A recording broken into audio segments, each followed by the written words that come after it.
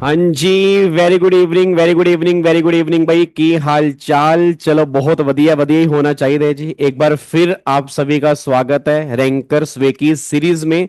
That is episode number 5।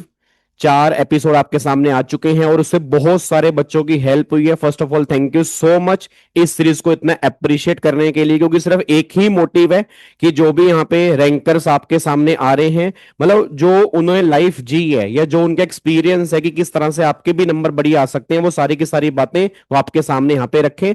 और हर ranker से मेरी कोशिश रहती है कि मैं कुछ ना कुछ अलग क्वेश्चन पूछूं, ताकि हर बच्चे के काफी सारी प्रॉब्लम्स जो है वो इसी सेशन में सोल्व हो जाए। तो आज हमारे सामने यहाँ पे है मयंक रघुवंशी। मयंक का सीएस एग्जीक्यूटिव में ऑल इंडिया रैंक 12 आया था मयंक। Yes sir.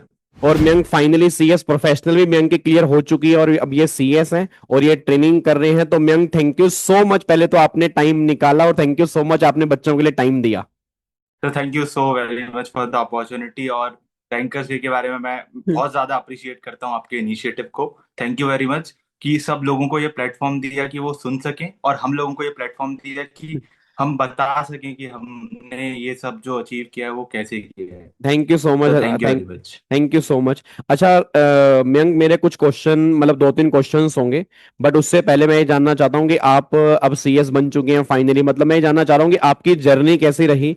आपकी लाइफ में क्या क्या कभी, मतलब कभी ऐसा हुआ कि आपको भी कभी मतलब डिमोटिवेशन हुआ हो कि नहीं यार अब मेरे से हो ही नहीं पा रहा, या आपको भी लगा हो कि नहीं यार क्या मैं छोड़ दूं, क्या मैं क्विट कर दूं? मतलब आज जो आप फाइनली जिस जगह पे बैठे हैं, तो वहां तक आने के लिए आपकी लाइफ का एक्सपीरियंस क्या रहा? फर्स्ट ऑफ ऑल मतलब मैं ऐसा बिल्कुल भी नहीं बोलूंगा कि बहुत इजी था और ऐसा मतलब अ पीस ऑफ केक था और मैं इजीली यहाँ तक पहुंच गया हूँ। जेन्युइनली सफर बहुत मुश्किल था, बहुत सारी कठिनाइयां थी, बहुत सारे लोग थे जिनकी वजह से मैं यहाँ बैठा हुआ हूँ। तो सर ऐसा था कि मतलब मैं बचपन से ही मैं एक ऐसा बच्चा नहीं था जो बहुत ज्यादा स्टूडियस हो और एक बार कोई चीज पढ़ ले तो उसको याद हो जाए। मैं हमेशा बोलता हूँ सर, इवन मेरे पेरेंट्स को भी यही चीज बोलता हूँ कि मैं इंटेलिजेंट नहीं हूँ, मैं हार्ड वर्किंग हूँ। और ये एक कहावत भी है कि hard work beats talent when talent doesn't work right. तो बिल्कुल सही बात है। मैं सर उसी चीज पे बिलीव करता रहा। क्लास 10 तक मेरे स्कोर्स भी अच्छे नहीं थे, मतलब आई वॉज गेटिंग 55 60 65 इतना ही मैक्स। फिर अच्छा। 11th में कोई रियलाइज किया, फिर 11th में एक रियलाइजेशन आया कि मुझे करना है। और आप बिलीव नहीं करोगे, आई गॉट 81 वहां पे। क्या उसके बात है। बाद सर 12th में I got 91.4 from CBSE board. मैं देन आपका ऑल ना, इंडिया रैंक आपका पे आई मेरे ख्याल गॉट। से थोड़ा सा वॉइस वॉइस कट रही है, एक बार नेटवर्क चेक करना, नेट सही आ रहा है आपका? आई थिंक बीच में हाँ अब। जी, अब एक बार कंटिन्यू करो, ठीक है। Yes sir. तो सर वो मतलब क्लास 12th के बाद जब वो मतलब क्लास 11th में जब वो 81% आए ना अपने आप पे बिलीव करके, तो उसके बाद इतना कॉन्फिडेंस आ गया था कि मैं कुछ भी कर सकता हूँ। बिल्कुल। ऐसा नहीं था कि सर ऐसा होता है ना, मुझे कैसा लगता है कि आपको एक पल चाहिए होता है हाँ खुद पे बिल्कुल। ट्रस्ट करने के लिए, खुद पे बिलीव करने के लिए। अगर आपको वो एक मौका मिल गया ना खुद पे ट्रस्ट करने का, तो आप कुछ भी अचीव कर सकते हो। बिल्कुल सही बात तो है। सर वही एक टाइम था जिसकी वजह से मैं मतलब इतने लंबे सफर को तय कर पाया और क्या आज बात जहाँ है। हूँ। तो सर ग्रेटफुल हूँ मेरे सारे टीचर्स का, मेरे पेरेंट्स का, मेरे दोस्त। सर मेरे दो तीन ही दोस्त हैं जेन्युइनली। अच्छा। और वो ऐसे हैं कि सर मतलब एक्चुअली मैं आपको बताऊं ना कि मैं कुछ भी गलत करके आऊंगा तो मेरे पेरेंट्स से पहले वो मुझे बताएंगे कि भाई ये गलत जा रहा है, तू ऐसा यार मत कर, ये वो। ये बहुत बढ़िया बात आपने बोली है। मतलब मेरे को लगता है, क्योंकि देखो आजकल पता है कि आजकल वैसे भी ना हम पेरेंट्स के साथ में कम रहते हैं, नॉर्मली दोस्तों के साथ में ज्यादा रहते हैं। क्योंकि अगर आप कायदे यस से सर। देखोगे ना, मतलब जैसे आप भी अब ट्रेनिंग कर रहे हैं, आपकी भी ट्रेनिंग चल रही है, मैं भी सारा दिन पढ़ा रहा हूँ। तो अगर हम कायदे से देखें तो हम रात को सोने के लिए घर आ रहे हैं, मतलब हाँ होता क्या कि हम शाम को 7 बजे घर आ रहे हैं, सोने के लिए घर आ रहे हैं। तो पेरेंट्स के साथ तो हम बहुत कम टाइम स्पेंड कर रहे हैं। तो मेरे को लगता है हमारा मेजर टाइम कहाँ जा रहा है, या तो बाहर हमारे ऑफिस में या हमारे दोस्तों के साथ। तो अगर वो हमें सही मिल जाते हैं ना, तो मुझे लगता है कि लाइफ हमारे लिए और इजी हो जाती है। क्योंकि होता है कि कई यस। बार दोस्त कहता है यार चल छोड़ना, पार्टी वार्टी करते हैं, चल छोड़ना भाई दारू वारू पीते हैं, चल छोड़ना भाई ताश पत्ती खेलते हैं। अब अगर ऐसे दोस्त मिल गए फिर तो तुम्हारा कायाकल्प हो गया। बट अगर मान लो ऐसे दोस्त मिल गए, नहीं यार पहले एक बार ना डिग्री ले लेते हैं, उसके बाद घूम लेंगे, ऐश कर लेंगे, एंजॉय भी कर लेंगे, बट एक बार पहले डिग्री लेते हैं, क्योंकि जो हमारा मेन फोकस है। तो आपकी लाइफ में ऐसे दोस्त आए, ये बहुत अच्छी बात है। Yes sir. चलो तो मैं कुछ क्वेश्चंस मयंक आपसे पूछूंगा।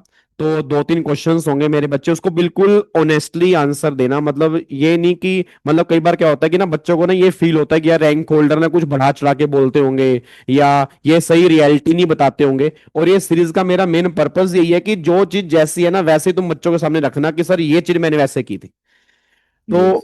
मयंक, मेरा पहला क्वेश्चन आपसे ये है कि जैसे ना बच्चों को बहुत ज्यादा दिक्कत आती है, जैसे अभी अभी बच्चों के काफी डाउट्स आ रहे हैं कि सर बोथ ग्रुप को हम कैसे मैनेज करें। देखो आपका एग्जीक्यूटिव में ऑल इंडिया रैंक था, ऑल इंडिया रैंक आता ही तब आपने बोथ ग्रुप दिए हो, तो आपने उस टाइम क्या स्ट्रेटजी यूज की थी कि आपने दोनों ग्रुप एक साथ दिए भी, क्लियर भी किए और विद रैंक आपने क्लियर किए, तो उस टाइम को आपने कैसे मैनेज किया? यस। फर्स्ट ऑफ ऑल मेरे हिसाब से जो स्टार्टिंग रहती है ना वो सबसे मुश्किल रहती है। और ये डिसाइड करना कि आप बोथ ग्रुप दे रहे हो या सिंगल ग्रुप, ये एक अपने आप में बहुत बड़ी दुविधा है। बिल्कुल। लोग फंसे रहते हैं, स्टार्टिंग से सोचते हैं कि दो देंगे, सिंगल देंगे। और पहले तो सर मैं ये मानता हूँ कि अगर आप पहले ही मोमेंट से आप क्लियर हो कि आपको बोथ देना है, तो आपकी स्ट्रेटेजी टोटली पॉइंट पे जाएगी। मैं बिल्कुल। डे वन से क्लियर था कि मुझे बोथ देना है। सर मैंने उस अकॉर्डिंगली प्लान किया था अपनी स्टडीज को। सर इनिशियली मैं ऐसा करता था कि मेरी क्लासेस चलती थी, मतलब जो भी लेक्चर्स मेरे होंगे वो मैं सुबह के 10 बजे से लेके शाम के 3-4 बजे तक देखूंगा। और सर मेरा एक अलग रूटीन रहता था पढ़ाई का। नॉर्मल डेज में, एग्जाम टाइम में थोड़ा डिफरेंट था, एग्जाम के एक महीने तक थोड़ा डिफरेंट था, तो ये मैं नॉर्मल वाला बता रहा हूँ। तो उसमें मैं क्या करता था कि सुबह जो 2 घंटे का एक स्लॉट होता था मेरा, सुबह 8 बजे से लेके 10 बजे तक, उसमें दिन भर में जो लास्ट डे जो दिन भर में क्लास में पढ़ाया है वो मैं सिर्फ वही रिवाइज करूंगा जो लास्ट अच्छा। डे मैंने पढ़ा है डिटेल में। ठीक है। और शाम को फिर मेरा एक 2 घंटे का स्लॉट होता था, उसमें मैं एक एक घंटे एक एक चैप्टर एक एक सब्जेक्ट का रिवाइज करता था। मतलब लेट्स से कि आज कंपनी लॉ और टैक्स लॉ का एक एक चैप्टर रिवाइज कर लिया, नेक्स्ट डे एक एक चैप्टर अगर हो गए हैं, सीएफएम के हो गए हैं, एसबीसी का हो गया तो वो रिवाइज कर लिया। तो सर ठीक है। उसमें क्या होता है ना कि एक एक चैप्टर डेली रिवाइज भी हो रहा है, भले ही वो किसी भी सब्जेक्ट का हो। बिल्कुल। क्लासेस भी चल रही हैं और क्लासेस में जो चल रहा है ना उसको सुबह रिवाइज भी कर रहा हूँ। सर अच्छा। उसको मैं सिर्फ लास्ट डे का, मतलब ऐसा होता था कि लास्ट डे में, जैसे लास्ट डे में फॉर एग्जाम्पल इनकम टैक्स का पीजीबीपी चल रहा है, तो उसके 10 लेक्चर हो चुके हैं। तो जब मैं फर्स्ट लेक्चर कंप्लीट करूंगा तो नेक्स्ट डे जो सुबह 8 से 10 का स्लॉट है उसमें मैं पीजीबीपी का एक लेक्चर रिवाइज कर लूंगा, मतलब अच्छा। अपने नोट से। उसके बाद जब मैं सेकेंड डे में पहुंचूंगा, सेकेंड डे कंप्लीट कर लूंगा, तो फर्स्ट और सेकेंड में जो दोनों पढ़ा है वो दोनों रिवाइज, और सेम ऐसा ओके। ही थर्ड फोर्थ फिफ्थ में चलता रहता था। तो ये मेरा नॉर्मल रूटीन था जो मैं पहले फॉलो करता था एग्जाम के। ओके। ओके। और सर जो एक महीना था लास्ट टाइम, मतलब एग्जाम टाइम का जो एक महीने पहले का होता है, वहां पे मैं नियरली ट्राई करता था कि मैं हाफ डे या सब्जेक्ट लूं। मेरी ओके। स्ट्रेटजी वैसे डिफर करती थी कि जैसे कि सुबह के 6 से लेके मतलब 2-3 बजे तक मैं ट्राई करूंगा कि एक सब्जेक्ट लूंगा। मतलब अच्छा। ऐसा नहीं बोल रहा हूँ मैं उतने टाइम पढ़ता था, हम्म। बट उतना टाइम अलॉटेड था कि मैं एक सब्जेक्ट पढ़ूंगा, पर्टिकुलर सब्जेक्ट। ठीक है। और बाकी के हाफ डे में एक दूसरा सब्जेक्ट, ताकि मन जी। लगा रहता है एक तो पढ़ाई में कि बिल्कुल। मतलब एक ही चीज पढ़ के बोर नहीं हो रहे हैं। बिल्कुल। तो वो उस टाइम से मैं चाहता था। और सर रूटीन अगर एग्जाम टाइम का पूछो तो वो, मतलब जो बाकी रैंकर्स या नॉर्मल स्टूडेंट्स बोलते हैं कि एग्जाम टाइम पे सर 1-2 घंटे की नींद हो पाती थी बस। अच्छा, इतनी सोते थे आप बस? यस सर, मतलब रात में 1-1:30 बजे सोता था, फिर 3-4 बजे वापस उठ के रिवाइज करता था। तो मतलब फिर नींद, मतलब ऐसा नहीं होता था कि जब आप बैठ के पढ़ रहे हो तो फिर नींद आ रही है? सर जब आपके अंदर एक जिद होती है ना, जब आपको कुछ चाहिए होता है और डेस्परेटली चाहिए होता है, और जब आपको एक मोटिवेशन होती है कि सर मैं तो, मतलब मैं मानता हूँ कि मैं एक ही पर्पस से जिंदा हूँ, वो है मुझे अपने पेरेंट्स की आंखों में हमेशा वो खुशी देखनी है जो मैं, जब मैंने देखी थी, जब मेरी पहली बार रैंक आई थी ना, अरे तो क्या जितना बात है। प्राउड उन्हें feel किया, तो उतना सर मुझे नहीं लगता कि मेरी लाइफ का उससे ज्यादा प्राउडेस्ट मोमेंट कभी आ पाएगा। नहीं, तो वो तो वो यार बिल्कुल सही बात है वो। मतलब मेरे को लगता है कि वो किसी की लाइफ में नहीं दोबारा आता। मतलब जब मैं भी सीए बना, मैं तो हमेशा बच्चों को कहता हूँ कि भाई अगर वो खुशी दोबारा से भगवान दिखा देना, मतलब वो कहता है यार वो होता ही नहीं ना, मतलब एक्चुअल में वो चीज आनी ही नहीं। मतलब ना बंदा कहता है चलो वो नहीं, कम से कम उनके चेहरे पे हंसी रहे, मतलब और वो अगर वो खुश भी है तो हमारी वजह से है, और अगर उनकी आंखों में आंसू भी हो तो हमेशा खुशी के आंसू हो। तो यस। ये तो यार बहुत बढ़िया बात है, मतलब ये वो मूवमेंट लाइफ में कभी भूलता नहीं है। मतलब जैसे आपने बोला कि आपके पेरेंट्स की आंखों में मतलब वो स्माइल, तो ये तो है। अच्छा मयंक, एक बात मेरे को और बताओ, जैसे होता क्या कि अब लगातार एग्जाम होते हैं भाई, आपको पता है छुट्टी तो होती नहीं दोनों ग्रुप के अंदर, तो जो यस। लगातार हमारे एग्जाम चलते हैं अब उसमें बहुत कम टाइम मिलता है दूसरे पेपर के लिए। तो फिर उसके अंदर आपका क्या प्लान होता था कि आप पूरा रिवाइज करके जाते थे या आपने कोई नोट्स बना रखे थे, या बच्चा उसके लिए वो क्या करे? Sir first of all exam time पे मेरा अप्रोच टोटली मतलब बहुत डिफरेंट था। जैसे एग्जाम टाइम पे मैं क्या करता था ना कि सर मैं आपको पूरा रूटीन बता देता हूँ एक बार। मैं जी। एग्जाम के फर्स्ट, जैसे मेरा सेकंड एग्जाम है, उसके बाद थर्ड एग्जाम है, उसके बीच में मैं क्या करता था, जी। तो इससे मे बी बहुत ज्यादा हेल्प हो जाएगी कि कैसे मेरा अप्रोच रहता था। जी। तो सर उसमें मैं, लेट्स से कि मैं फर्स्ट एग्जाम अपना दे के आया हूँ, तो नियरली जून अटेम्प्ट था मेरा, तो मैं 1 डेढ़ बजे के करीब घर पहुंच जाता था। तो 1 डेढ़ बजे के बाद मेरा एक पावर नैप होता था। 15 to 20 मिनट्स में सब कुछ भूल जाता था कि लास्ट अच्छा। एग्जाम में जो कुछ भी हुआ, जो भी पेपर में आया, मैंने कुछ गलत किया, कुछ सही किया, मुझे वो सब कुछ भूलना था। तो वो 15 मिनट्स में मैं सब कुछ छोड़ता था वो पीछे। उसके बाद मैं रिफ्रेश हो जाऊंगा, खाना वगैरह खा लूंगा, फिर नियरली 3 बजे मैं अपनी पढ़ाई रीस्टार्ट करूंगा नेक्स्ट अच्छा। एग्जाम। अच्छा। तो 3 बजे से सर जब तक मेरा एक रिवीजन कंप्लीट नहीं होता, मतलब मेरे शॉर्ट नोट्स सर थोड़े डिफरेंट होते थे। जैसे आपके जो समरी नोट्स है ना इनकम टैक्स के, हाँ हाँ हाँ हाँ। उसी के सर उसी टाइप के मैंने अपने हर सब्जेक्ट के नोट्स बना रखे थे। ओके। तो मैं पहला जो रिवीजन करूंगा ना वो डिटेल करूंगा अपने जो मैक्सिमम साइज वाले नोट्स हैं, कॉपीज वाले जो ओके। बड़े, उनसे करूंगा। तो वो मैं 3 बजे से स्टार्ट करूंगा और जब तक खत्म नहीं होता तब तक, लाइक मैं आपको बोला ही कि वो लेट सोता था, तो वो अच्छा। तब तक मैं उसको खत्म करता था उस टाइम पे। फिर अच्छा। उसके बाद सर क्या करता हूँ ना, मैं जब मेरा खत्म हुआ उसके बाद मैं डायरेक्ट सोने चला जाऊंगा। नो अच्छा। डिस्ट्रैक्शन, सब कुछ छोड़ के मैं सीधा सोने चला जाऊंगा। ठीक है। फिर मैं, लेट्स से कि मतलब कोई डिफिकल्ट एग्जाम है तो फिर मैं 3 4 बजे उठ जाऊंगा और फिर जो ठीक है। अपने समरी नोट्स हैं उनको लेके आऊंगा और उनसे एक बार वापस से रिवाइज करूंगा। ओके। तो सर ये 2 रिवीजन करके जाता था। मतलब कमाल की बात यह है कि आप एक दिन के अंदर भी 2 रिवीजन कंप्लीट कर लेते थे। बट मैं थोड़ा सा यहाँ पे बच्चों को बोलूंगा कि देखो, ऐसा नहीं है कि हर बच्चा मयंक बन सकता है। मैं इसलिए कह रहा हूँ, ऐसा ना हो कई बच्चा ना कहता भाई साहब मैं भी अब से ना 1 घंटा सोऊंगा। देखो, हर एक का शरीर अपना अपना होता है। मतलब ऐसा नहीं है कि आपको 1 घंटा सोना है तभी आपका रैंक आएगा, ऐसा बिल्कुल भी नहीं होता। वो मयंक अपने लिए बता रहा है, क्योंकि एक्चुअल में क्या मयंक ने यस। बोला ना कि मेरा बैकग्राउंड ऐसा था कि सर मैं इतना इंटेलिजेंट नहीं था, मतलब मैं बहुत, यस। मतलब मेरे को अपने आप को चैलेंज करना था। यस तो सर। मतलब हर एक बच्चा अपना है। जैसे मान लो अगर मैंने अपने एग्जाम दिए तो मैंने 5 6 घंटे की नींद ली। अब इससे पहले रैंकर्स के इंटरव्यू हुए, एक बच्चे ने बोला कि मैंने 3 घंटे की नींद ली, फिर एक रैंकर्स ने बोला सर मैं 8 घंटे की नींद पूरी लेती थी। तो मतलब मैं कहना क्या चाह रहा हूँ, हर एक बच्चे का अपना अपना है, वो आपको अपने अकॉर्डिंग देखना है कि आप किस अकॉर्डिंग काम कर पा रहे हैं। बट हाँ, ये बात तो कंफर्म है, यस। जितने भी रैंकर्स के इंटरव्यू चल रहे हैं वो एक ही बात बार बार कह रहे हैं, कंसिस्टेंसी। क्या यस सर। मयंक, मैं इसमें गलत तो नहीं हूँ कंसिस्टेंसी के बारे में? No sir. सर मेरी लाइफ का मतलब एक फॉर्मूला है जिसको मैं फॉलो करता हूँ, that is D × C = S। तो sir that is discipline multiply by consistency is equal to success. तो बिल्कुल सही, बिल्कुल यही सही। एक फॉर्मूला है जिसपे मैं। नहीं, बिल्कुल सही बात है। बस मैं लास्ट एक थोड़ा सा लास्ट क्वेश्चन पूछूंगा आपसे, देन उसको फिर इसको हम सेशन को पैकअप करेंगे। तो मेरा लास्ट क्वेश्चन बस ये है कि जैसे बच्चों को ना क्या होता है कि जैसे मैं मान लो मैं पढ़ रहा हूँ, तो मैं लो लेके बैठा, अब लो लेके बैठा हूँ तो टैक्स की टेंशन हो रही है, टैक्स लेके बैठा हूं फिर दिमाग में सी एफ एम के विचार आ रहे हैं, या अगर मैं प्रोफेशनल की बात करूंगा मैं सी आर लेके बैठा हूं तो मेरे दिमाग में विचार आ रहे हैं ड्राफ्टिंग पढ़ लेता हूँ, ड्राफ्टिंग लेके बैठा हूं दिमाग में विचार आ रहे हैं डीडी पढ़ लेता हूं। तो आपके दिमाग में भी कभी ऐसा होता था, और अगर होता था तो आप उसको कैसे टैकल करते थे कि नहीं मेरे को इसी पे रहना है? Yes sir. तो फर्स्ट ऑफ ऑल तो डेफिनेटली होता था। मतलब जैसे मैं टैक्स पढ़ रहा हूँ तो मेरे को लगता था कि यार कंपनी लॉ पीछे ना छूट जाए।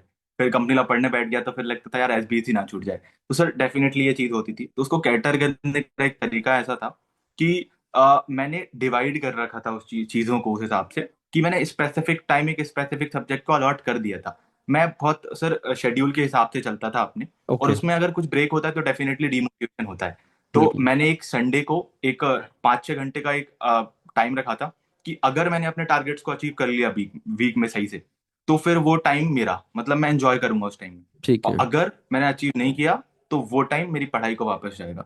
ये भी तो बहुत बढ़िया बात सर है मैं यार। क्या, करता था, जैसे लेट से कि मेरा जो सेशन वगैरह हो गया तो मेरा फिक्स रहता था, जैसे मैंने बताया कि वो जो 2 घंटे हैं तो मुझे आज कंपनी लॉ का एक चैप्टर पढ़ना है या फिर एसबीसी का एक पढ़ना है। तो जैसे मंडे को मैं ये दो पढ़ूँ तो ट्यूसडे को एक टैक्स लॉ का पढ़ूंगा और एक जेआईजीएल का पढ़ लूंगा। तो ऐसे ही ऐसे करके सर वीक में मेरा हर वीक मेरे कम से कम दो दो चैप्टर रिवाइज हो जाते थे इजीली। तो अगर सर आप हर वीक दो दो चैप्टर रिवाइज कर रहे हो तो दैट इक्वल्स टू कि 1-2 महीने में आपका पूरा मतलब सिलेबस एक बार रिवाइज हो जाएगा जितना बिल्कुल भी आपकी बिल्कुल। कोचिंग में हुआ है। बिल्कुल सही बात। तो सर वो एक एज देता है सर आपको कि आप अपने आप को ट्रस्ट कर सकते हो।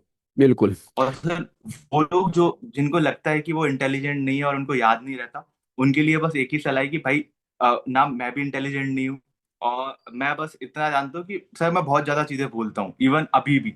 मतलब हम लोग जैसे देखते हैं ना वो रोहित शर्मा के बारे में मीम्स आती हाँ। हैं कि वो कहीं भी कुछ भी भूल जाते हैं, हम्म। तो सर उसी टाइप का मैं हूँ कि मुझे मतलब पढ़ाई का मुझे भी पता नहीं कैसे याद होता है, बट मैं अपना फोन कहीं भी रख के भूल जाता हूँ, मेरी वॉच कहीं रखी होगी मैं भूल जाऊंगा। तो सर मैंने तो यही किया है कि अगर आप कंसिस्टेंटली चीजें याद रखने का ट्राई कर रहे हो, अपने दिमाग को अगर तो वो हो प्रेशराइज कर जाते रहे हो हैं। कि यार सही है और आपको याद रखना है, तो सर वो याद हो जाती है। नहीं बिल्कुल सही बात है, वो मेरा भी सेम सीन है। मतलब मेरा कई बार वॉलेट ऑफिस के अंदर रह जाता है, मेरा वॉलेट कभी घर में रह गया, मेरी वाइफ मुझे कॉल कर रही है वॉलेट तो लेके गए नहीं। मैं कहा चल मतलब ये मेरे साथ भी सीन है, पर जब पढ़ाई की बात होती है तो मुझे लगता है कि अगर आप बार बार उस चीज को पढ़ रहे हो ना तो ऑटोमेटिकली वो चीजें रिकॉल आपको हो जाती है। तो बहुत बढ़िया मयंक, आपने बहुत बढ़िया आंसर दिया और मेरे को लगता है कि बहुत सारे बच्चों की इससे हेल्प होगी। अभी भी आपके अगर और क्वेश्चंस हैं तो आप कमेंट बॉक्स में डालना, आने वाले सेशंस में सारे के सारे क्वेश्चंस मैं लूंगा। बस एक ही मोटिव है, आप सबके दिसंबर में एग्जाम बहुत बढ़िया नंबर से निकलने चाहिए। और मैं चाहता हूं कि जहां पे मयंक है ना, इवन मयंक भी चाहता होगा कि वहां पे अगला इंटरव्यू आपका होना चाहिए। तो मतलब ताकि यस। मयंक को भी अच्छा लगेगा कि जो उसने सेशन लिया उससे बहुत सारे बच्चों की हेल्प हुई। मयंक लास्ट में कोई एक दो लाइनें कि अगर आप कुछ बच्चों को गाइड करना चाहते हो। सर फर्स्ट ऑफ ऑल मेरी मम्मी ने मेरे को एक बात बोली थी कि अगर तू मेहनत करेगा ना, तो जो तेरे हक का होगा ना वो तुझसे कोई नहीं छीन सकता। बिल्कुल तो सही बात। यही चीज मैं आपको बोलूंगा, अगर आप अपने आप पे बिलीव करते हो और अपनी और अपने पेरेंट्स की, अपने टीचर्स की, अपने फ्रेंड्स की, इन सब की मेहनत पे बिलीव करते हो, तो जो आपके हक का है ना वो आपको डेफिनेटली मिलेगा। डजेंट मैटर आपकी रैंक आती है नहीं आती है, अगर आपने वो जो दो सिंबल हैं जो आपने प्रीफिक्स जो आपको चाहिए अपने नाम के आगे CS, बिल्कुल उसके लिए बहुत मेहनत करनी पड़ेगी। ये जर्नी बिल्कुल भी आसान नहीं होगी, बट जब बिल्कुल। आप एक बार उस पहाड़ पे चढ़ जाओगे ना, तो आपको जो फीलिंग आएगी ना वो आप एक्सप्रेस भी नहीं कर पाओगे वो कैसी क्या होती बात, है। क्या बात है, बहुत बढ़िया, और thank sir you so much. मैं पोएट्री भी करता हूँ, तो ये 4 लाइन है जो हाँ मैं जी बोलना जी जी चाहूंगा। बिल्कुल। सब मुश्किलें दिलों के इरादे आजमाएंगी, क्या बात। मुश्किलें दिलों के इरादे आजमाएंगी, ख्वाबों के पर्दे निगाहों से हटाएंगी, ख्वाबों के पर्दे निगाहों से हटाएंगी, गिरकर तुझे है संभलना, कि गिरकर तुझे है संभलना, ये ठोकरें ही तुझे चलना सिखाएंगी। क्या बात है। बहुत बढ़िया भाई, बहुत बढ़िया। मतलब मेरे को बहुत बढ़िया लगा, मजा लगा, मजा आया। Thank you so much Mayank, thank you so much and thank you so much आप सभी को जिन्होंने ये सेशन पूरा देखा, और इसको हर बच्चे के साथ में शेयर करें, बहुत सारे बच्चों की इससे हेल्प होगी। Once again thank you so much Mayank and thank you so much आप सभी को। थैंक यू सो मच, जय हिंद, God bless you, love you all. Thank you so much sir. Thank sir you sir so एक much. चीज, sir जी एक चीज, ये मतलब बियॉन्ड सेशन मुझे आपको वो फोटो दिखानी है जो मेरे घर की वॉल पे है आपकी। जी जी। एक सेकेंड।